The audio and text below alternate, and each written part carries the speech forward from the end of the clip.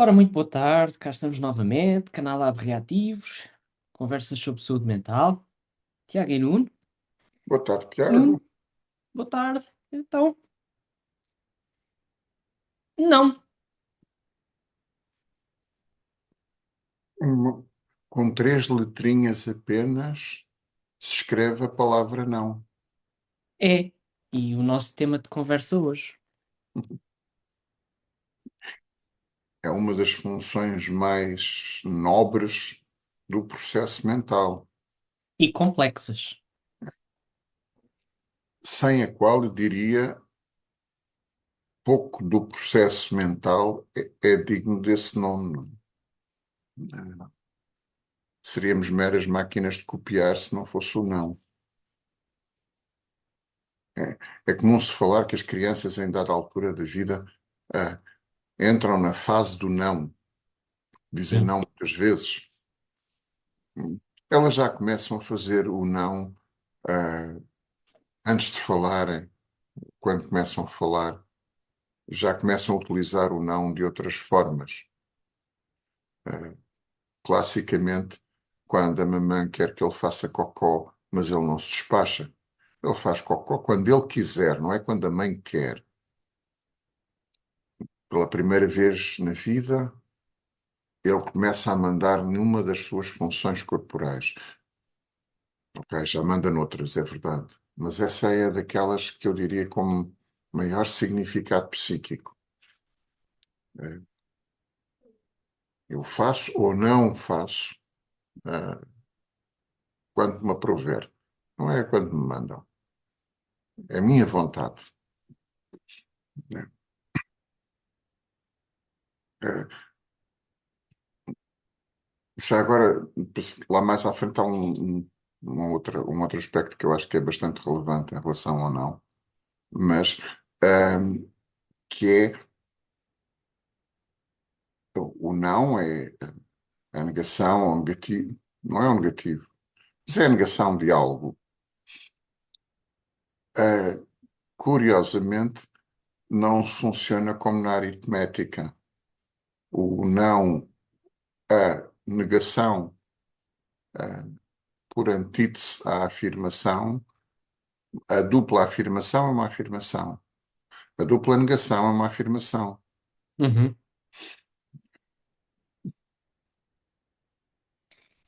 É. ah, Subscrevo aqui que, acrescentando que o dizer que não, que muitos pacientes ah,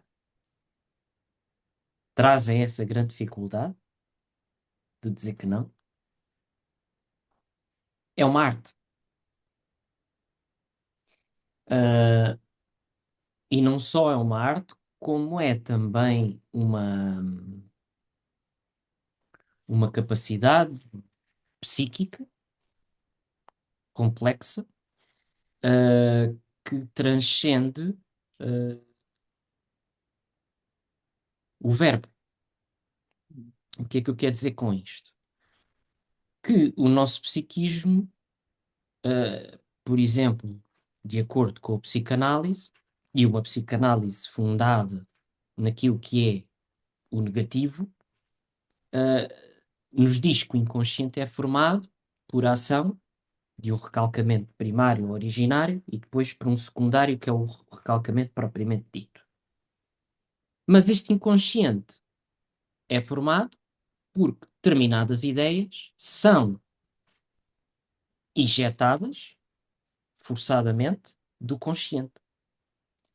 Ah, e esta injeção forçada, este dizer que não, forma dois espaços internos. Pelo menos dois. Mas uma topografia complexa que é o inconsciente, o consciente, com a questão pré-consciente também intermédia. Portanto, há aqui um não como ação que forma a dinâmica inconsciente. Consciente e inconsciente, por assim dizer. Isto por um lado. E isto é importante porquê? Porque A formação desta topografia em particular traz-nos aquilo que é, supostamente, e aqui já estou a extrapolar e ligar várias teorias de vários autores, a capacidade de nós pensarmos os nossos próprios pensamentos, de uh, metabolizar a nossa vida psíquica, os nossos conteúdos que necessitam dessa transformação. Portanto, eu diria, eu sei que isto foi aqui uma espécie de academismo, uma coisa mais complexa, mas não queria deixar de transmitir a ideia que este não constitui ou é responsável por formar uma pele psíquica, um continente psíquico, um aparelho para pensar os pensamentos, por aí fora. Portanto, Estaria na origem do eu e do não eu, sim, quer pela via da identificação do eu por oposto, oposição ao não eu. hum, eu pelo menos tenho logo a tendência para pensar no não como forma de determinação da vontade, mas de facto o processo começa aquém da determinação da vontade. É um bocadinho uma. e depois também, voltando um pouco à lógica mais freudiana da coisa, que é o inconsciente não conhece a negação, mas a negação de determinadas vontades inconscientes é crucial para implementar, por exemplo, o princípio de realidade que traz o processo secundário e o pensamento. Portanto, a capacidade do sujeito não atuar imediatamente segundo uma lei de satisfação imediata, mas poder coibir essa descarga e procurar aquele prazer ulterior mais seguro, que já várias vezes temos falado aqui. Portanto, ultrapassar ou criar um princípio de realidade sob este princípio de prazer. Ok, mas antes. A questão é o que tu estás a falar de inconsciente e de um ego em relação com a realidade. Uhum, Ok. Mas eu estou a pensar de uma fase em que o ego está a nascer, em certo. que o ego está a começar a formar-se e para se formar, e não consegue formar-se enquanto não se distinguir do não eu, do que me é exterior. É o não que ajuda a formar a pele. A tal, o que é que sou eu e o que é fora de eu. Eu ia dizer É, oposto de eu, mas não é o oposto. É aquilo que não sou eu. A definição dos limites do eu, no fundo. sim. Aí, pegando no que estás a dizer, hum, pronto, eu tenho um. Eu sou epistemologicamente virado para a psicanálise do negativo, ah, mas sim, concordo contigo. Há esse caminho que determina muito a questão mais intrapsíquica que eu estava a descrever, sem dúvida. Ah, e podemos até pegar no exemplo, já muitas vezes que pegámos aqui, da mãe suficientemente ah, de uma mãe que satisfaz a ilusão e a omnipotência ao início da vida, adaptando-se de forma absoluta às necessidades do bebé e que o faz não distinguir o eu do não eu. Mas isto é necessário nesta altura. Portanto, satisfazer esta omnipotência. Exatamente. Pronto, É a condição sem a qual não pode haver vida. exato. Portanto, mas aqui não há eu e não eu. Não. Pronto. Ainda não. Mas esta mãe, e aqui eu sei que estou a falar de uma epistemologia diferente daquela que eu estou ou sou apologista, mas eu considero que esta mãe suficientemente boa Como tu sabes, a determinada altura, e é por isso que ela traz consigo o suficiente, ou seja, a maternagem ou maternagem suficiente, que é gradativamente vai se adaptando, mas vai se retirando. E esse retirar-se, depois de determinadas condições mais iniciais terem ocorrido favoravelmente, eh, vai trazer descontinuidades, momentos de ausência. Eh, Essas ausências, por exemplo, o Bion chamava a isto a realização negativa. Portanto, o mau objeto é o objeto ausente. O bebê é obrigado a transformar. O bebê, criança pequena, já, não sei. Será obrigado a testar aquilo que foi instalado na omnipotência. E eu acho que há um caminho aqui da ausência, ou destas ausências, que testam este protocontinente, ou este princípio de continente psíquico, ao não, até chegarmos à questão do não em si. Sim. O não como oposição, mas repara, o não como oposição, para haver oposição é necessário que haja uma posição, que Uhum, haja algo definido. Eh, Estamos aqui a falar é de algo que antecede a existência do, do eu, da posição, e, e que é precisamente na- a não existência. É, tu falaste da criança mais pequena, da mãe suficientemente boa que supre. A mãe suficientemente boa, por natureza, não supre todas as necessidades do bebê. Dou-te exemplo, a mãe suficientemente boa dava-lhe oxigênio pelo cordão umbilical e depois parou. A mãe suficientemente boa dá a mama quando o bebê pede, mas o bebê pede quando já sentiu a necessidade. Portanto, há, por definição, há sempre uma decalagem entre a necessidade que o bebê sente e aquilo que a mãe suficientemente boa lhe entrega. E é nessa decalagem que começa a criar-se o princípio da realidade. Não sei se poderá falar nisso, mas um contacto com uma não omnipotência. E esta não omnipotência, do meu ponto de vista, a omnipotência não é criada no bebê, é a sua natureza inicial. E há que abrir mão dela. E o bebê vai abrindo mão dela, quer queira, quer não.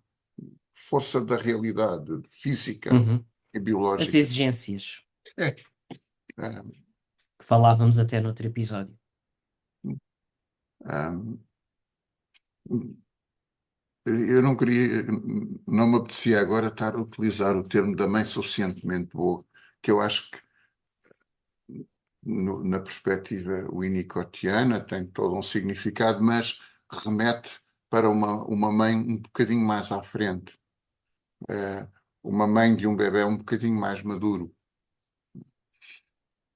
Um bebé que já tem mais eu do que no início da vida. Eh, Não sei se querias seguir aqui este encadeamento, mas eu gostava de saltar para uma coisa que tu disseste que é, na clínica, esta coisa do não tem arte. Sim, Precisamente porque o não agora como oposição, não o não como negativo de que nós estávamos a falar, já é como oposição de um eu existente ao exterior, eventualmente aos outros, um pouquinho mais à frente. Tem arte, gostei do termo, aprende-se, não é inato. Como é que se diz não? Muitas vezes, quando nós falamos com os pacientes consciencializam, quiçá pela primeira vez, que não têm facilidade em dizer não, em marcar a sua posição. Ok? Está tudo explicado. Uh, Hoje trabalhamos o tema do não, não é? Mas não, a pessoa não consegue fazer aquilo, porque não aprendeu. É necessário aprender a dizer não, a marcar a nossa posição. Isso aprende-se e demora tempo.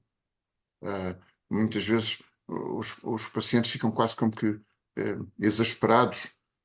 Então, mas porque é que a mudança não ocorre assim? Então, já percebi porque é que não ocorre.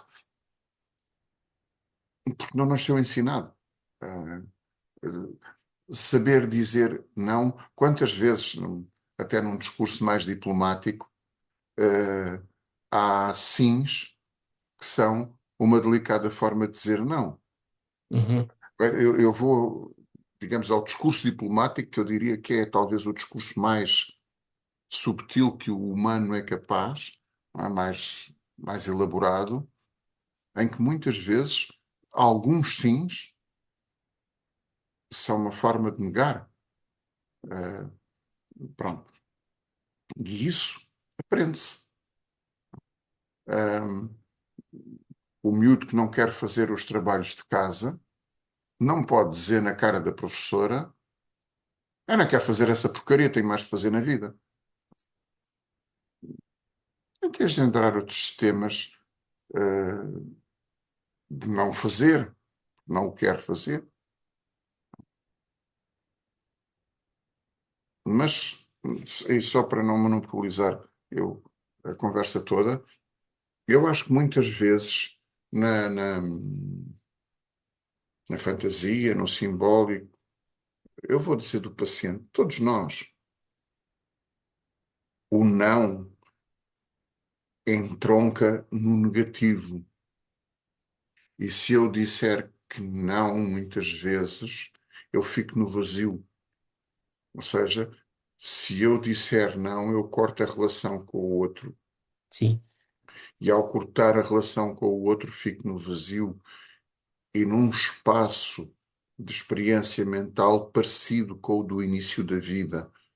E certo. do início da vida naquilo que ela tem de pior, que é a fome, o frio, a morte iminente, o desamparo total.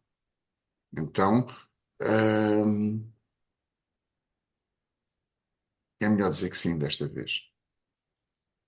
E eu vou-me conformando com o que me rodeia, mesmo quando isso me é adverso.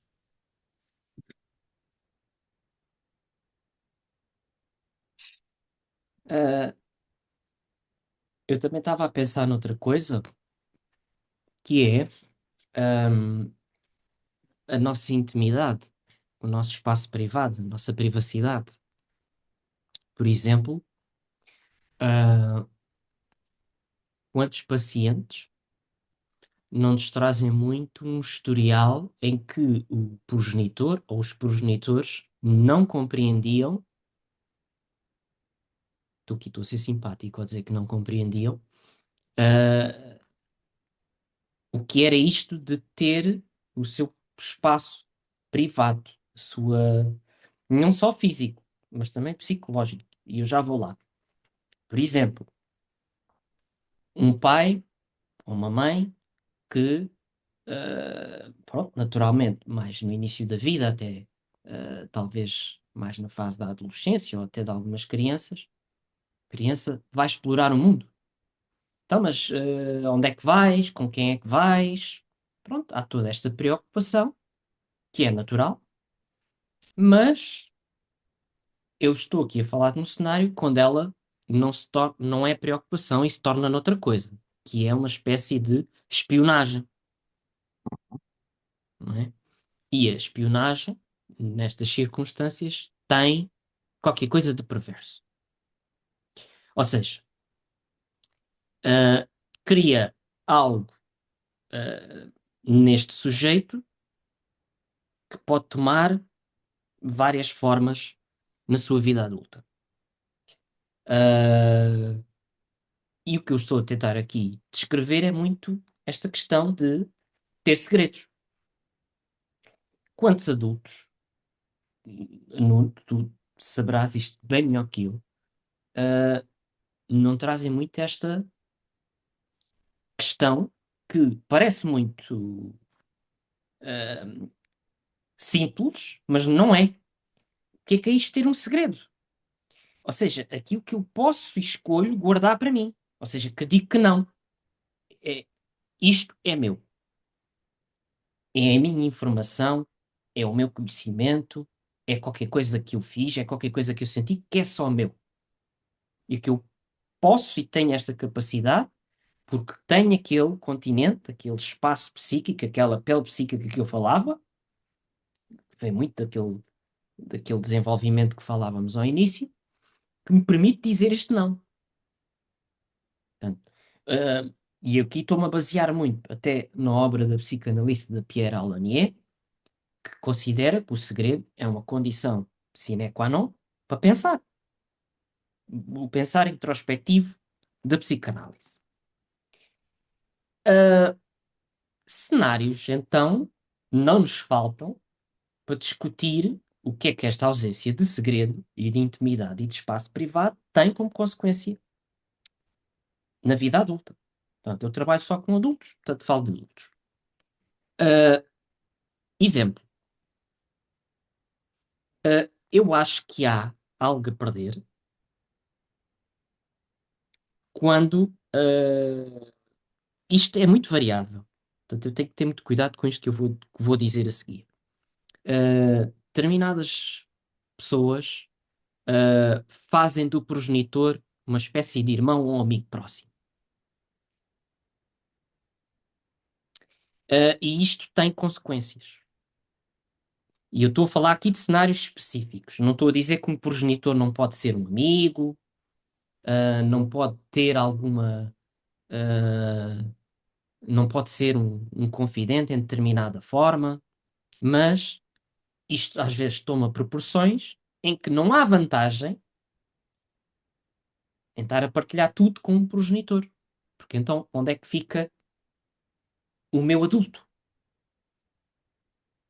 É porque um adulto é a soma de tudo o que vem de trás. Um adulto é um bebê, é uma criança e é um adolescente tudo junto. É, e eu acho que há aqui um não muito fundamental de separar águas, de uma forma mais coloquial.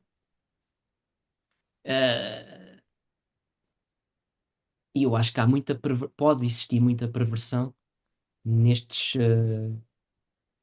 não segredos. Portanto, nesta fluidez de comunicação entre progenitores e filhos, e não só, não é? Portanto, mas força, Nuno, eu estou-te a Tu, ver tu, aí. tu disseste que muitas vezes o indivíduo usa o progenitor como confidente. Sim, Ao contrário, é o progenitor que usa a pois, cria como sujeito com o qual pode trocar confidências. Não é? sim, sim, O não, ok. a realidade impõe algum tipo de não, mas o não precisa de ser ensinado pelo progenitor. Sim, sim, sem dúvida, sim. Isso é A, verdade. a criança, por exemplo, tem curiosidade em relação à sexualidade dos progenitores. É natural que tenha. Cabe Uhum, aos progenitores usarem o não para manter a criança fora da sexualidade dos progenitores. precisamente. Epá, é um bocadinho fora do nosso âmbito, mas epá, aqui está no sítio, que é e acho que a nossa era atual da hipersexualização da vida mental das crianças, altamente tóxica. A sexualidade para as crianças, naturalmente, não é igual à sexualidade adulta, até porque o seu corpo não o comporta. E esta tendência que há hoje em dia, não tem problema nenhum, claro, as criancinhas perceberem perfeitamente a cópula e desfrutarem a cópula e observarem naturalmente os genitais aptos a copular, que isso é absolutamente normal e natural. Isto não é bem assim. Estamos a sujeitar a criança a algo que ela fisicamente ainda não é capaz de sequer de perceber. Uhum. Hum? Bom, além de que eu estou aqui a tentar perceber até onde é que me estico. É fundamental para o desenvolvimento da nossa espécie, hum, porque a nossa espécie é das poucas, há outras, mas não são muitas espécies, em que as crias continuam ao cuidado dos adultos quando os adultos estão a procriar novamente. A maior parte das espécies, as crias já maturaram o suficiente para se afastarem dos progenitores, quando os progenitores entram em cio e voltam a procriar. Como nós temos um tempo de sociabilização aberrantemente longo, comparado com outras espécies, a nossa espécie foi desenvolvendo mecanismos, quiçá biológicos, quiçá sociais, não sei, em que nós mantemos as crianças um pouco afastadas da sexualidade adulta. E isso é fundamental para o seu bom desenvolvimento. Exato. Vou ser um bocadinho chocante. O que seria de uma criança, rapaz ou rapariga, que está a descobrir a sua sexualidade e tem ao lado um pai ou uma mãe que é um potencial objeto sexual também? Pronto, já choquei, já chega. Portanto, este, este interdito, é natural que a criança tenha curiosidade, mas há um ponto de interdito, devem ser os adultos a apresentar o não à criança.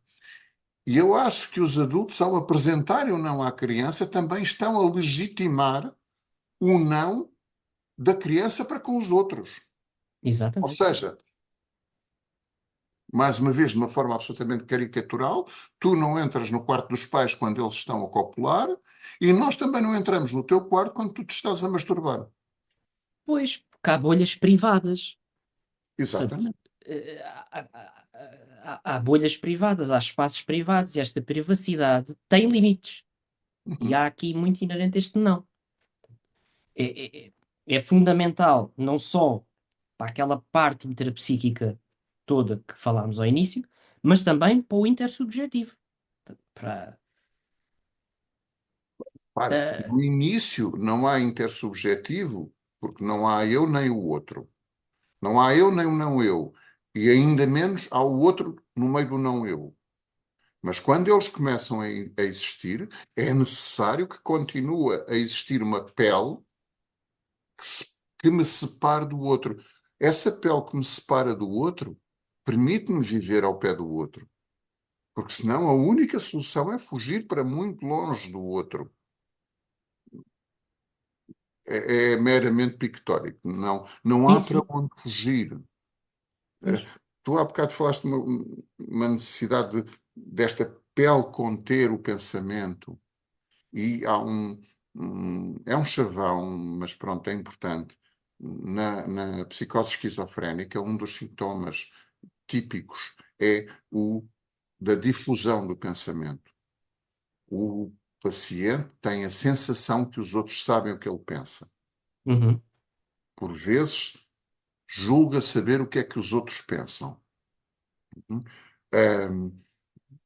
Não é na psicose esquizofrénica, mas é, por exemplo, na perturbação delirante erotomaníaca, em que o indivíduo sabe perfeitamente que a Madonna está apaixonada por ele. Ela é que ainda não descobriu. E eu acho que isso depois também tem outros graus. Na clínica winnicottiana fala-se muito do confusional. Ah, e- e- por exemplo, eu não sou winnicottiano, Mas, Mas olha que apareces. há determinadas pessoas, por exemplo, quando têm hemorragias discursivas muito grandes, ah,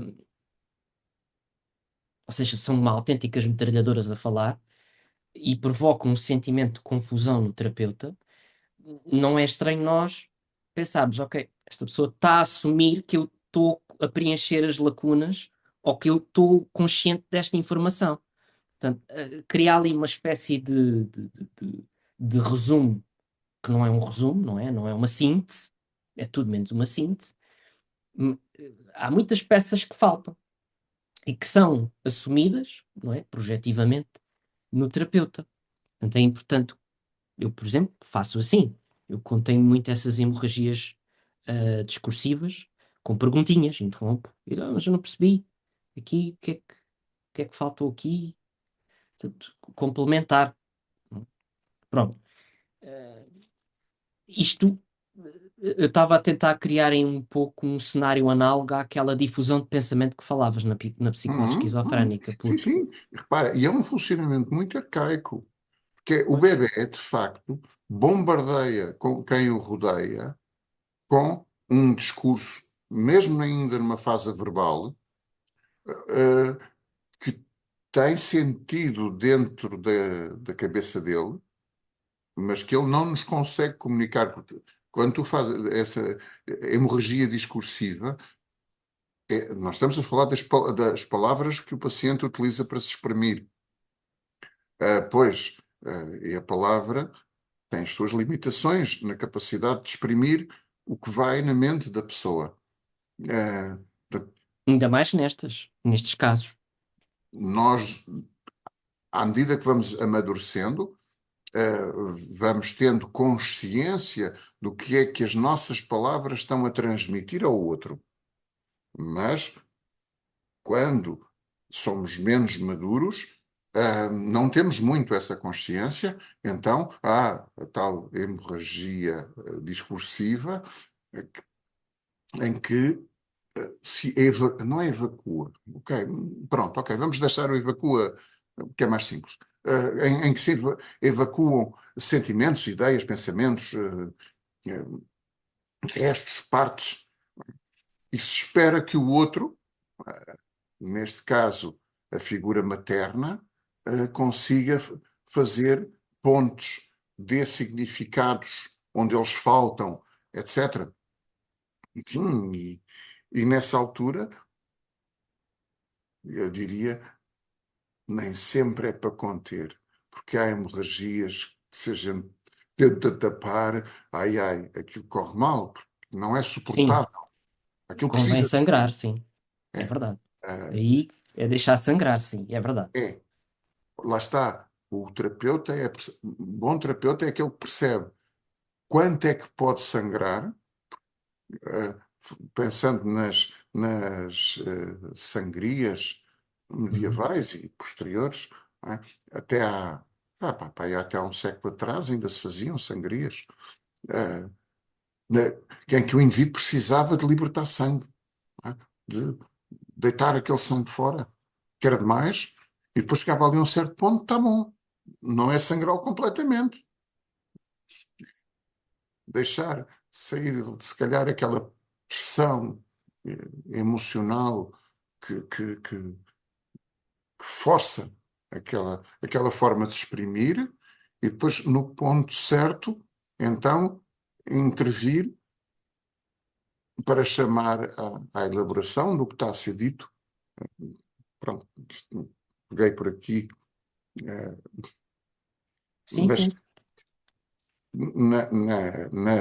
na psicose é onde esta pele psíquica mais falha. Falha no é. sentido que ainda não está bem constituída. Ainda é uma pele demasiado permeável.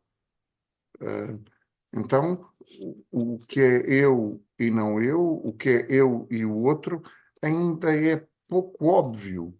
Não é? Há pouco, eh, quando tu começaste a falar dos progenitores e da intimidade, do espaço da intimidade, eu tinha para trazer à conversa aquela clássica: a minha filha é a minha melhor amiga, conta-me tudo da sua vida amorosa. E ocorre-me sempre, eu espero bem que não. Pois, precisamente. Bem de todos. Espero bem que não. É, mas é engraçado como isso é tão comum e, contudo, tão doentio. Não é? Ou seja, vamos pôr a filha, porque é assim, eu acho que isto estou a falar um bocadinho em cima dos joelhos, que é o rapaz já se sabe, tem um pénis que fica erecto e faz aquela coisa, pronto, não tem mais nada que saber. A sexualidade das filhas já é uma coisa mais complexa, porque as meninas fazem de outra maneira. Não é? E então, depois tem esta mamã. Normalmente, eu acho que as mamãs que têm esta conversa não devem ter uma vida sexual lá muito satisfatória. Não é? Imiscuem-se na vida psíquica, sexual do. Estamos a pôr a sexualidade, mas isto é verdade para uma série de outras, eh, de Sim, outros sim, campos da atividade psíquica. sim, sem dúvida. Eu sei o que é que o meu filho pensa. Isto é. Aí é que está. Aí é que está. Aí eu tenho que saber. Eh, há duas coisas aqui que eu não queria deixar de dizer, que é, quando este desafio, por exemplo, é trazido, portanto, estas relações, ah, como é que eu ia dizer? Ah, afetivamente promíscuas, com um grau de promiscuidade endogâmica, qualquer coisa assim deste género. Ah, Subscrevo totalmente. nós não podemos, de repente, porque o paciente muitas vezes traz, muitas vezes, não sei, eu e muitas vezes. O paciente às vezes traz muito, de repente, a revolta. Pá, quero cortar isto. Cortar. Só que não se corta. E eu acho que aí entra muito aquilo que tu uma vez falaste aqui e que me ficou gravado, que uma coisa é clivar. Outra coisa é ir fazendo uma separação, um crivo, e separar a clivagem da crivagem. Sendo que eu considero a crivagem uma manobra, por exemplo, que trabalha a favor da separação. Isso, ir fazendo uma separação. Portanto, ir Trigo no joio. percebendo, pois, o trigo do joio. Portanto, o que é meu? O que é o meu pai? O que é a minha mãe? Porque não é, nada disto é possível fazer se de repente, e nem a pessoa aguenta psicologicamente, cortar, acabou, vou pôr de lado. A confusão vai com a pessoa. É. Põe de lado e depois como é que se faz? Pois, Eu nunca aprendi. É precisamente porque a criança vai experimentando a vida à sua maneira, que vai descobrindo o que é que gosta. Gosta de kiwi, mas não gosta de morango. Não é, hum, embora sinta alguma atração pelo paladar do kiwi, mas porque a mamãe e o papá sempre lhe disseram que o morango é que é bom e que o morango tem mais vitaminas que o kiwi, então ele gosta é de morango. Ou seja, ele cada vez que come um estupor de uma fruta, estão os papás no meio dos dentes dele e no meio da língua dele a dizer-lhe, é pá, cospe fora o kiwi e come o morango. O morango é que é bom. Ou seja, é quase como se ele não pudesse comer um morango sossegado. E o kiwi. né? É Eu que lembro que depois, havia antigamente, agora não se fala tanto nisso, mas aquela ideia muito gira quando um casal está na intimidade, não estão só duas pessoas na cama, estão seis. Epá, E isso remete-me logo para o Charlie e a fábrica de chocolate e os avós do Charlie que estavam os quatro na mesma cama. Aquela malta toda misturada. Bem, olha, agora estico-me aqui em associações razoavelmente livres, que é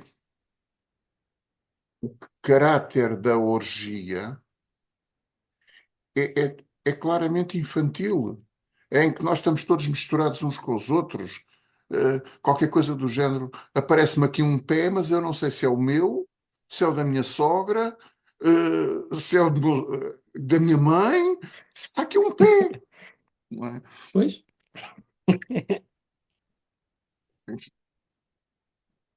sem dúvida. Eh, Olha, essa nunca há tinha bocado falaste pensado, também mas de uma coisa engraçada, que é este caráter de espionagem, sim, eh, que nesta intrusividade na mente do outro. Sabes, eu tenho muito respeito pelos espiões. É uma profissão lixada. Epá, digam o que disserem. Ela existe, faz falta. Eh, Num mundo perfeito não seria necessário existir, mas o mundo não é perfeito. uhum, E ao contrário do que a cinematografia norte-americana nos impinge, que quando nós encontramos um espião inimigo, damos cabo dele. Não. Quando nós encontramos um espião inimigo, nós damos-lhe acesso a informações. Porque agora sabemos que ele é espião e sabemos que informações é que lhe podemos dar. Onde é que eu quero chegar com isto? sim, Já imaginaste o autêntico novelo perverso de se a minha mãe quer que eu diga que tenho uma namorada assim, assado, ou frito ou cozido. Mas, de facto, o que eu gosto mesmo é daquela miúda gótica, eh, com a qual fico a fumar um charro e a falar sobre, filósofos contemporâneos. Então, eu tenho uma segunda namorada que apresento em casa, não é? Para fins, fins de declaração à autoridade tributária, não é? Mas a que eu gosto é a outra. pois, Estou só a caricaturar de uma forma muito simplista. Isto origina autênticos novelos de espionagem e contra-espionagem que são enlouquecedores, exato. e em que o eu se dissolve, que afinal, em vez de eu poder assumir para mim, olha, que gosto de quivis, gosto mais de quivis do que de morangos. Não, há uns sítios em que gosto de morangos, há outros em que gosto de quivis, há outros em que eu não gosto de fruta. Uh, quem sou eu, afinal? Sim, sim, sim. Tal e qual isso. Epá, É, há, tem uma coisinha que eu queria pegar acerca do não, que eu acho que também é força. muito relevante, que é quando o não, o símbolo não, a palavra não, é utilizada porque é importante ser utilizada, mas não tem um significado de oposição ou de negação por trás. Ou seja, o não é mais conforme do que o mero sim. O não é perversamente conforme. Não é? Agora não se usa muito essa designação, mas nos anos 60, 70 falava-se muito dos nem-nem. Nós hoje temos, não se usa o termo, mas hoje em dia, na nossa vida social, nós temos muitos nem-nem. Não são uma coisa nem a outra. É quase como se fosse um não pelo simples facto de dizer não. Eu digo não não é que eu tenha alguma alternativa ao que me está a ser apresentado. Eu digo não como forma de oposição cega, em amálgama ao que me rodeia. É tipo um não genérico. Sim. É qualquer coisa do género, o tipo que se senta à mesa no restaurante e perguntam-lhe, quer? Não. Eu até estava a pensar mais na própria clínica das perturbações alimentares, por exemplo, na anorexia. Não. É um não, mas não é um não simbólico, é uma recusa, uma Mas é uma recusa renegação. muito mais do que a alimentação. Pois, claro, com O, certeza. o que dá nas vistas, e eu não sou um perito em perturbações alimentares, mas o que dá nas vistas é recusa alimentar. Mas quantas outras recusas alimentares o indivíduo anorético não faz? Eu, quando digo de indivíduo anorético, porque a anorexia alimentar é uma perturbação que afeta quase exclusivamente raparigas. Exato. Mas provavelmente existe um psiquismo anorético tanto em raparigas como em rapazes. E onde o não é, é genérico. Não, não é. Lá está. Se eu digo não gosto de morangos, porque gosto mais de outra coisa, eu estou a limitar-me em relação aos morangos. Mas quando eu digo não gosto, em genérico, eu não me estou a Faltou eu na limitar em frase. nada. Hum? Faltou eu na frase. Não gosto. E aqui estou a falar também simbolicamente. Eu não gosto disto. Sim, sim, sim, sim. Está na minha identidade. Portanto, até falávamos disso há bocado, não, acabámos por não falar, porque há aqui uma questão também muito identitária. Eu não gosto disto. É muito diferente desse não que tu estás a dizer de não. Simplesmente não. Um simplesmente não, que é um porque sim, não sei, Olha, é, não é? Um não, porque sim. De outro não, que traz consigo tudo, toda aquela dimensão que discutíamos do segredo, do privado, da consciência da alteridade do outro, etc. Repara, uma pessoa que tem segredos tem fantasia. Tem uma fantasia. Há coisas que são só minhas, sim. não saem daqui. E que eu as correlaciono comigo. São minhas, eu sinto-as. Têm a minha história. Força, força. Eu agora ia tirar um género de martelada pessoal. Estava-me há uns anos, pá, trabalhei numa equipa muito, muito perversa. E as reuniões eram um suplício completo. E às vezes nas reuniões eu divagava, a propósito do secreto, às vezes nas reuniões divagava cá na minha mente, epá, fazendo, como é que eu ia dizer, cartoons bastante degradantes para as pessoas em questão. Eu lembro-me de uma amiga minha que lá estava e que assistia a essas reuniões, e uma vez falei-lhe de um desses meus cartoons. E ela dizia-me: pá, realmente, pá, eu via-te nas reuniões e tu às vezes estavas-te a rir sozinho. É que esse gajo é maluco, pá. Pá, repara, isto é privado. Pá, mas eu não conseguia deixar de exprimir uma parte daquilo Claro. que ia na minha mente, não é? Aqui tinha, obviamente, um caráter evacuativo. Obviamente, eu queria era mandar aquela gente toda à merda, fazê-la desaparecer da minha frente, mas não podia. Não é? Então fazia os cartoons para me defender, para os atacar, não é? Internamente. Não podia contar isso às pessoas, pá, mas escapava-se-me um risinho malandreco, daquilo que ia ocorrendo dentro da minha cabeça. Sim. Isto de fora, o gajo deve ser maluco. Eu disse, capaz. Bem, Engraçado, eu nunca tinha tido consciência disso, mas aham. depois, pensar, pá, tu às vezes estavas-te a rir sozinho. É pá, pois está, realmente. Pois estava a viver coisas sozinho.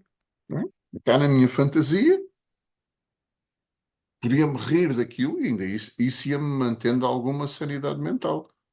Porque se Pois, eu me deixasse impregnar pelo ambiente daquelas reuniões, eh, ou enlouquecia ou matava alguém. repara, peguemos, e não foi assim há tanto tempo, no que a ação repressiva de um Estado que não tolera ideias diferentes faz nas pessoas, não é? Portanto, vejamos o efeito que existe no fora. Uma coisa bastante concreta. E estás a falar qual dos estados repressivos? É que eu conheço tantos. Pronto, por exemplo, do nosso, que existiu. É, existiu no Ah, pretérito perfeito. pronto, lá vem as diabruras. Diabruras. Uma coisa é tu chegares ao pé de um gajo que não gramas e dás-lhe pancada. A outra é deixar-lo estar sozinho na sala, mas tiras-lhe lá o oxigênio. Pronto. Pois, Não, mais concretamente, uma coisa é tu prendes o indivíduo, tortura-lo e arrancas-lhe as unhas, e arrancas-lhe os dentes, e mata-lo, e matas mais não sei o quê. A outra é crias à volta dele uma aura de, em última análise, até de difamação, e esse indivíduo deixa de conseguir arranjar emprego, deixa de conseguir ganhar a vida, e pagar as suas contas, e fica numa situação de vida, muitas vezes, limítrofe, não é? Não, ainda bem que as pessoas deixaram de ser torturadas e presas e isso tudo, mas não estamos muito melhor do que estávamos. Um pouquinho melhor. É bom que as pessoas tenham consciência que não nos afastamos assim tanto da PIDE como isso. pois, compreendo o teu ponto de vista. Mas, olha, certamente concordarás comigo que o tema merece uma parte 2. Sem dúvida. No entanto, acho que era importante lançar aqui umas marteladas. Não sei se tens aí alguma, eu dou-te sempre. Olha, não posso deixar de utilizar, não é uma martelada, mas uma gracinha. Ainda há bocado falávamos dos Queen e vem-me à cabeça novamente: We're all waiting for the hammer to fall. Uhum. Ok, pronto. Não é uma martelada, mas venham elas. Ok. É assim, eu comecei aqui a pensar. Eu não vi este filme, aliás, nós já tínhamos falado. Isto, Nem te antes de, reconheço. antes de Há um filme que apresentar, tu não viste. antes de apresentar a martelada que eu quero apresentar, vou dar dois pequenos exemplos que pensei, que é um filme que já falámos, que é o Liar Liar, portanto, o Mentiroso Compulsivo com o Jim Carrey, de 97.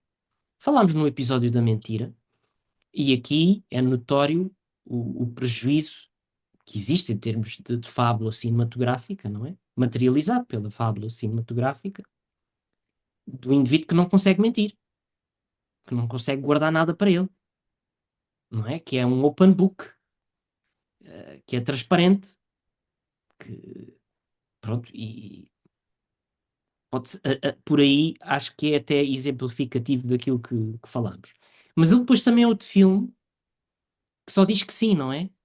Ou diz que sim a tudo, que é o Yes, ou Yes Man, não sei. Mas Esse eu não vi, está bem. mas calculo que a premissa seja. algo parecido. No entanto, ah, só me ocorreu uma. E eu não sinto bem como é que me vou desembaraçar disto, porque eu só vi este filme uma vez, que é o filme Mother, com ponto de exclamação. A Mãe, de 2017, que é do Darren Aronofsky, ah, que retrata a história de um casal, ah,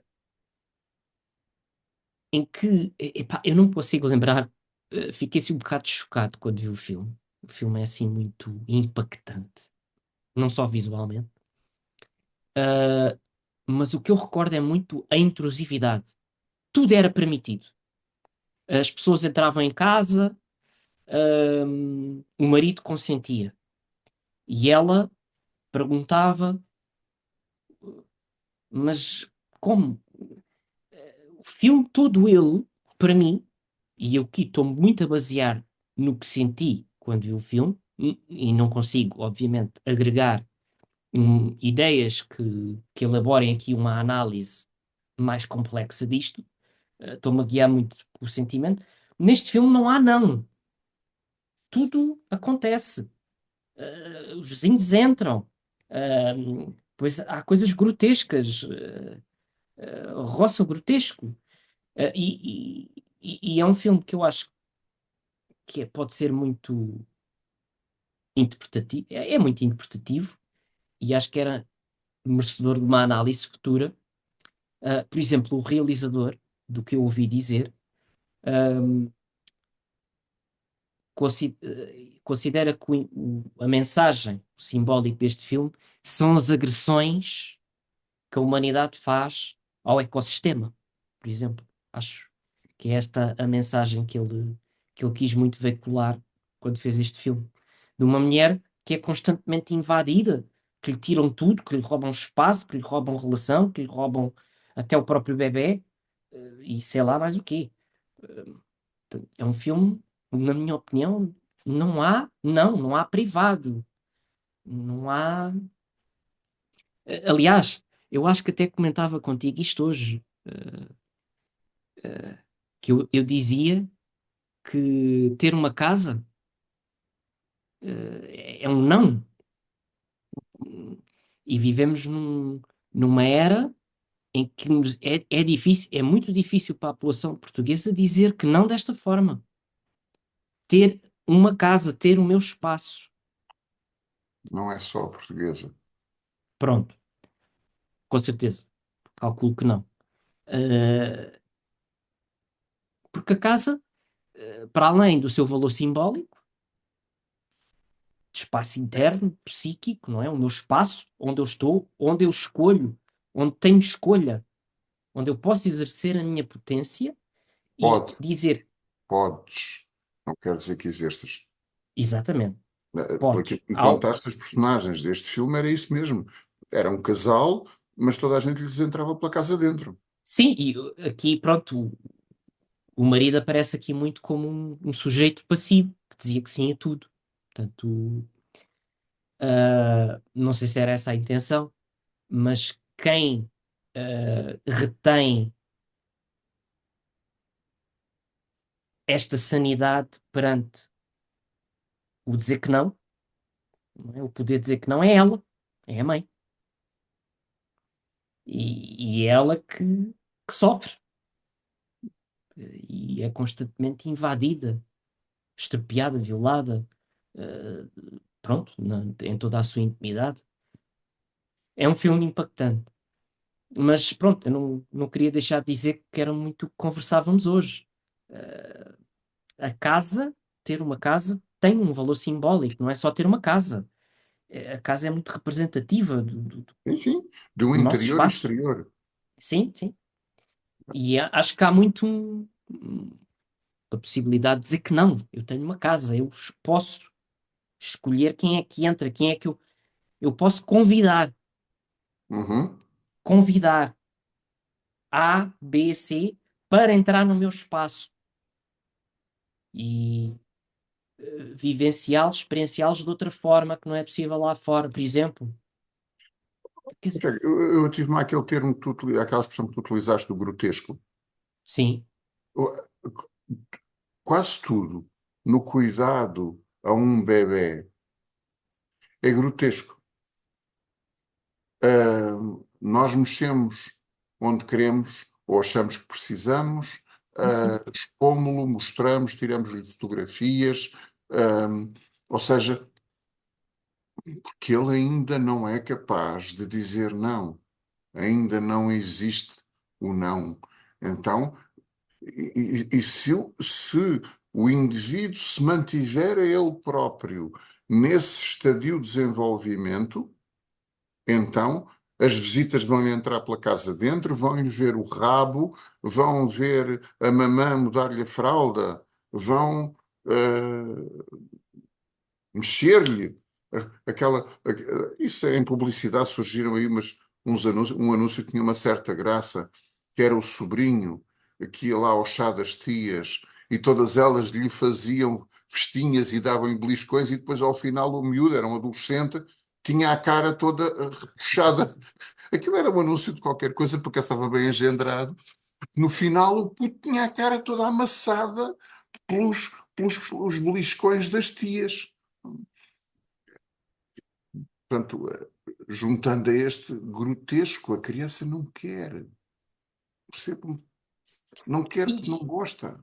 pois, e aqui voltamos muito ao tópico que falávamos há bocado, que acrescenta aqui agora o conceito ou palavra de violência, a intrusividade, não é? Não há chaves, eu não há portas fechadas nesta casa. Não podes criar o teu espaço privado dentro do meu teto ou debaixo do meu teto. Sim, É assim, isto pode ter um efeito progrediente no sentido do sujeito se mobilizar e dizer, ok, não posso, mas um dia vou poder. Agora, é preciso existirem outras condições muito começa favoráveis para mais isso cedo. se poder. Teria que começar mais cedo. Pois, pois, E mais uma vez, não é o quarto da criança que tem que estar fechado. É o quarto dos pais, o primeiro a estar fechado. Tu pois. aqui não entras, Esse é que tem que estar fechado. que é Exatamente. para que a criança vá percebendo que há espaços onde não se pode entrar. Há espaços que ele próprio também tem onde não se pode entrar. Que os adultos respeitam o meu espaço, não entrando nele. Isso é fundamental.